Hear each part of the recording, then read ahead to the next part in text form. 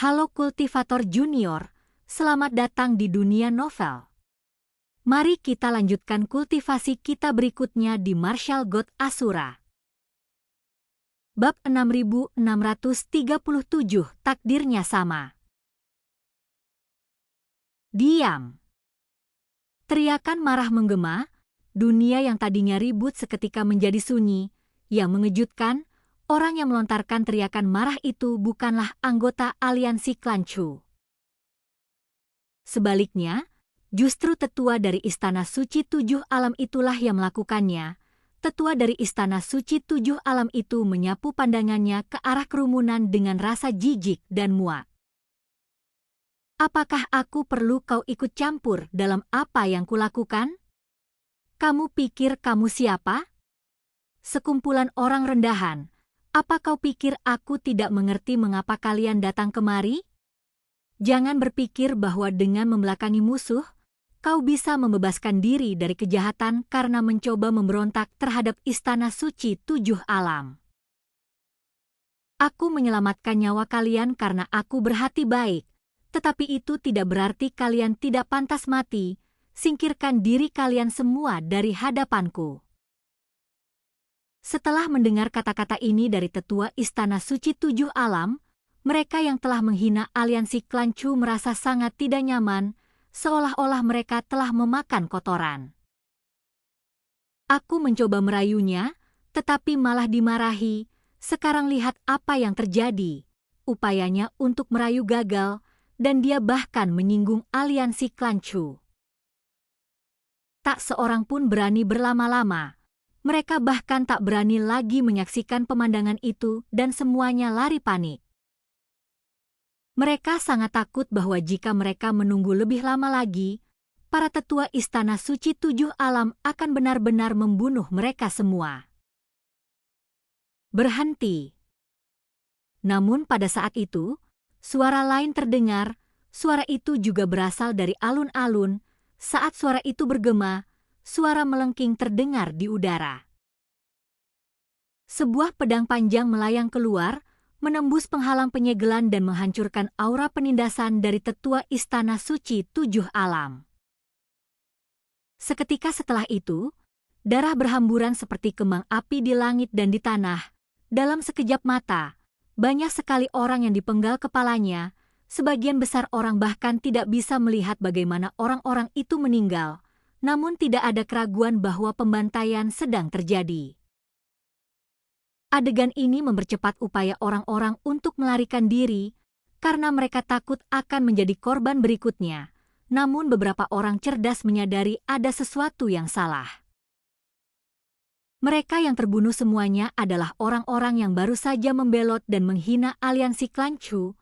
Pastilah sekutu klan Chu yang melakukan langkah itu. Benar saja, pedang panjang itu segera kembali ke alun-alun. Setelah pedang panjang itu stabil, orang-orang dapat melihat bahwa pedang itu sangat mengesankan dan jelas luar biasa. Begitu melihat pria yang memegang pedang pembunuh iblis, suara-suara tak terhitung jumlahnya bergema serentak baik di dalam maupun di luar alun-alun. Fu Feng. Pendatang baru itu tak lain adalah Chu Feng yang menggunakan pedang pembunuh iblis. Dengan pedang pembunuh iblis, kultivasi Chu Feng telah mencapai tingkat Dewa Surgawi tingkat pertama, sehingga dia mengabaikan tetua dari Istana Suci Tujuh Alam. Sebaliknya, dia menatap kerumunan orang di luar alun-alun. Aliansi klan Chu kami menerima siapapun untuk bergabung, dan bahkan jika seseorang gagal dalam ujian, aliansi klan Chu kami tidak akan pernah mempersulit mereka. Tapi ingat ini, aliansi klan Chu bukanlah sesuatu yang bisa kau hina. Kata-kata Chu Feng menjelaskan kepada mereka yang tidak mengetahui kebenaran mengapa pembantaian baru saja terjadi. Ternyata mereka hanya membunuh orang-orang yang sebelumnya telah mempermalukan sekutu klan Chu. Dalam situasi ini, orang-orang merasa bahwa orang-orang itu pantas mati. Karena mereka tidak bisa mengendalikan ucapan mereka, faktanya, kebanyakan orang juga membenci oportunis tercela seperti ini. Fu Feng. Tepat saat itu, raungan tetua dari Istana Suci Tujuh Alam terdengar sekali lagi. Pada saat yang sama, formasi-formasi menjulang tinggi berputar dan menyebar di langit. Dalam sekejap mata, awan itu telah menutupi seluruh langit yang terlihat, bahkan mereka yang berhasil melarikan diri jauh pun terlindungi oleh formasi penghalang tersebut. Inilah metode para spiritualis roh dunia naga langit. Namun kemudian muncul kilatan cahaya dingin, formasi raksasa yang menutupi langit itu mulai menghilang. Tak lama kemudian, orang-orang menyadari apa yang sedang terjadi. Ternyata tetua Istana Suci Tujuh Alam telah mati. Ini. Wang Yuxian dan Mo Yuhan juga memperhatikan perubahan ini. Kedua mata indah mereka terbuka lebar. Ketidakpercayaan tampak serentak di wajah cantik mereka berdua. Meskipun mereka sudah lama tahu bahwa Chu Feng sangat kuat, namun ketika mereka melihat pemandangan mengerikan para tetua Istana Suci Tujuh Alam, dengan kepala terpenggal dari tubuh mereka, mereka tetap sangat terkejut. Meskipun mereka menebak Chu Feng akan menang, namun di luar dugaan, kemenangan itu begitu mudah, hanya membutuhkan satu serangan, namun orang itu adalah seorang tetua dari Istana Suci Tujuh Alam, makhluk yang memiliki kekuatan untuk menghancurkan langit dan bumi. Tepat saat itu, semburan cahaya keemasan muncul, menampakkan sejumlah besar sumber daya yang melayang ke arah semua orang di alun-alun. Itu adalah harta karun yang diambil Chu Feng dari tas Qian Kun milik tetua Istana Suci Tujuh Alam itu. Semua orang mendapat bagian, kata Chu Feng. Setelah mendengar itu, semua orang sangat gembira dan menerima harta karun yang jatuh, lalu berterima kasih kepada Chu Feng. Namun, tepat pada saat itu, cahaya keemasan yang menyilaukan muncul secara bersamaan di langit dari segala arah. Ini sebuah formasi. Sebuah susunan yang dibuat oleh beberapa spiritualis roh dunia naga langit. Formasi itu diselimuti aura kematian. Memang, semua orang mendapat bagian, tak seorang pun dari kalian akan hidup hari ini. Tak lama kemudian, lebih dari selusin tetua dari Istana Suci Tujuh Alam muncul. Mereka semua berada di spiritualis roh dunia naga langit. Dua di antara mereka bahkan merupakan spiritualis roh dunia naga langit tingkat kedua. Saat itu, mata mereka dipenuhi amarah, bercampur dengan kegembiraan, karena Istana Suci Tujuh Alam memang mengeluarkan perintah yang melarang serangan tidak sah terhadap aliansi klan Chu.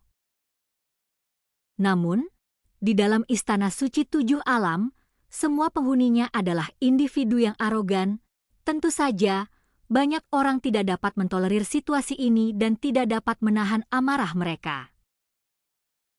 Jadi, orang-orang ini secara diam-diam saling menghubungi dan membentuk tim spiritualis roh dunia naga langit ini. Mereka datang ke sini dengan maksud untuk menegakkan martabat Istana Suci Tujuh Alam, dan mereka semua siap menghadapi kegagalan dan kematian. Namun ketika mereka melihat Chu Feng berdiri di sana, dan tampaknya dia tidak memiliki pembantu lain, mereka semua yakin bahwa mereka akan berhasil. Meskipun kesempatan ini diperoleh dengan mengorbankan nyawanya, hal itu bertentangan dengan perintah penguasa istana dan tetua tingkat suci. Tapi mereka semua tahu, jika kita benar-benar bisa membunuh atau menangkap Chu Feng hidup-hidup, itu akan menjadi pencapaian yang sangat luar biasa dan ini adalah pencapaian yang tak tertandingi. Bum bum bum. Namun, pada saat ini, beberapa aura menakutkan turun dari langit, seperti naga api jahat, ganas dan perkasa, tak terkalahkan. Hal itu tidak hanya menghancurkan formasi besar yang telah mereka bangun bersama, hewan itu bahkan menyerang mereka. Menghadapi serangan ini, mereka tidak punya cara untuk menghindarinya, dan pada saat mereka menyadari apa yang terjadi, mereka sudah berada di bawah kendali api hitam.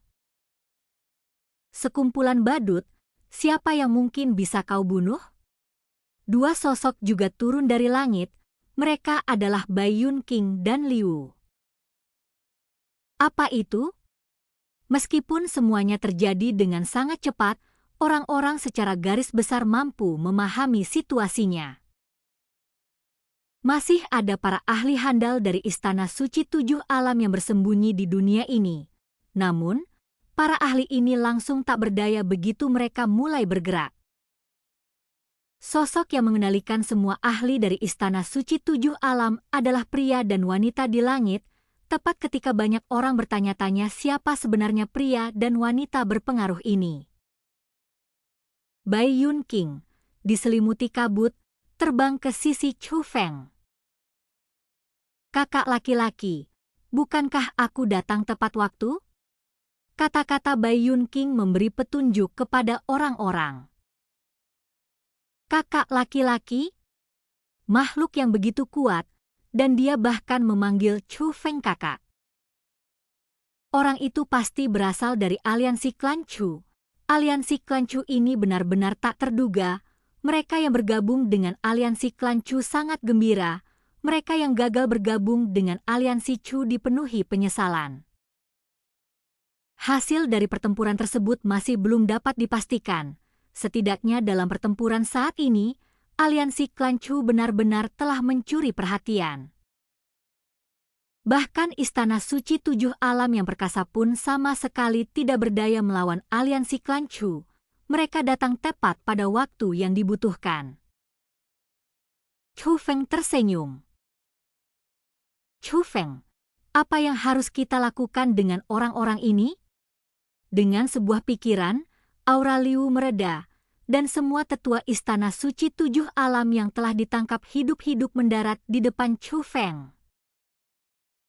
Chu Feng tidak menjawab, melainkan mengangkat pedangnya dan menurunkannya, kemudian darah berceceran, dan kepala-kepala bergelimpangan. Para tetua Istana Suci Tujuh Alam ini, seperti para tetua sebelumnya, tewas di bawah pedang pembunuh iblis. Inilah jawaban Chu Feng.